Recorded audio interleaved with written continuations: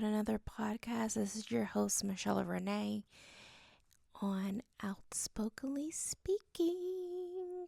Sorry, I don't really say that much, but you guys know what it is. You guys know what it is. So, we are going to be talking about why your self worth shouldn't depend on your expensive upkeep. Meaning, I don't like how high maintenance is the term that I'm referring to as a negative thing. And I want to switch that around into just becoming a high value woman. So we're going to dig deep into this topic. This is something that I want to become. I feel like your expensive upkeeps shouldn't be why you're this high maintenance or high value woman perception. It's honestly just more than that. So let's dive in. Why does it feel like your confidence disappears the moment your manicure chips? Or if your roots grow in? We have all been sold a lie that internal value requires a premium monthly subscription to maintain. So, not saying that high maintenance is a bad word, but I think high value just gives it a much more better tone to what you want people to perceive you as. So let's dive into this. So how to become a high value woman? I think it's all about knowing your worth. Knowing your worth is not negotiating your value. Um, you walk into a room demanding respect, but not in a rude way. You do it with ease. People naturally gravitate towards you because you have such a calm, easy, but somewhat of a how can I put this? Maybe inspiring. Yeah, inspiring energy about you as well. So that's how I look at it. I feel like people that are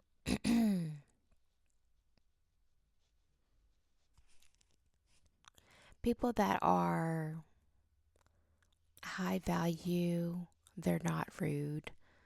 Um, they're respectful. They get respect. So take it as that. You have emotional control. So instead of reacting to a situation, you take a pause before responding to it. I feel like taking that pause kind of give you that breather to really figure out on what you want to say about the situation, or sometimes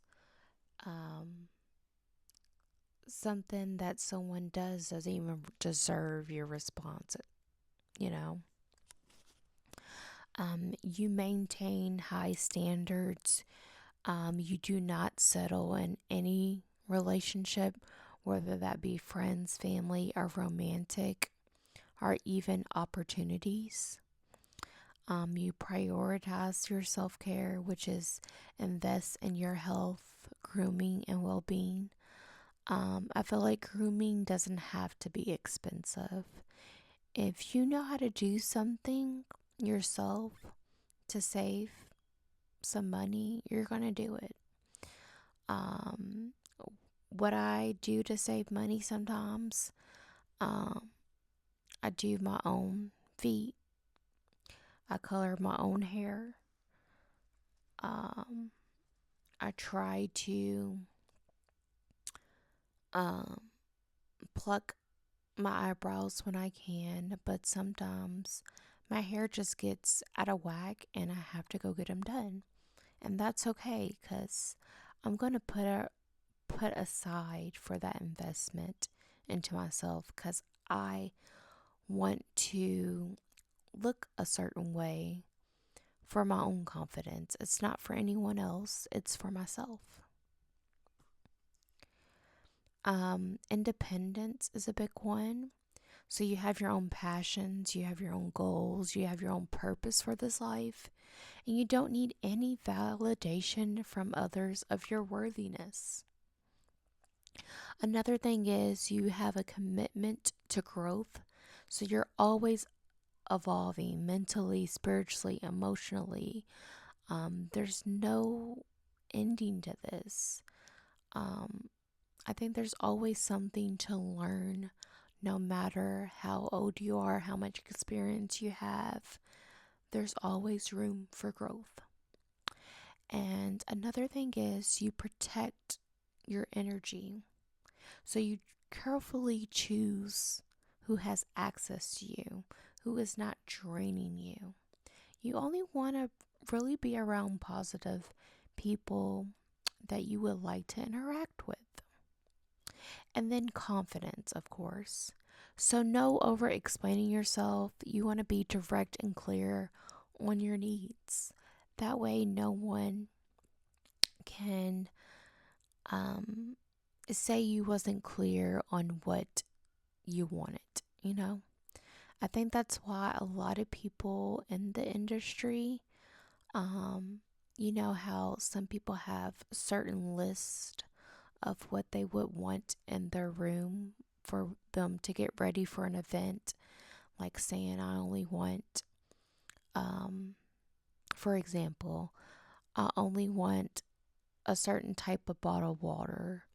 I only want green M&Ms, something along those lines. Some people do that to actually see if these people are actually doing their job, you know? Because if these standards are not met, what else could they be doing in their line of work, you know? Um, I think these are just the main things to becoming that how high value person that you want to be. Truly, it's honestly just not all about looks, but you do want to look somewhat decent for people to respect you the way you want to be treated, you know? I think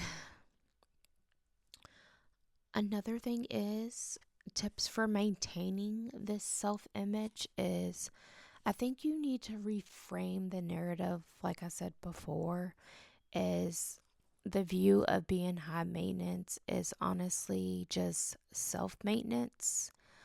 Um, it's okay to look good, but I feel like you deserve that and just so much more. It's just more than that image. You deserve and demand that respect. Um, what else? What else? What else? I think you should define your values. So set the standards on how you want to be treated. So that's all I really wanted to talk about on being a high value person. So definitely do those tips on, knowing your worth, emotional control, maintain high standards, prioritize your self care, independence, commit to the growth, protect your energy, and that confidence is going to get you so much farther on being viewed as a high value person. All right, guys, I'll see you guys in the next episode.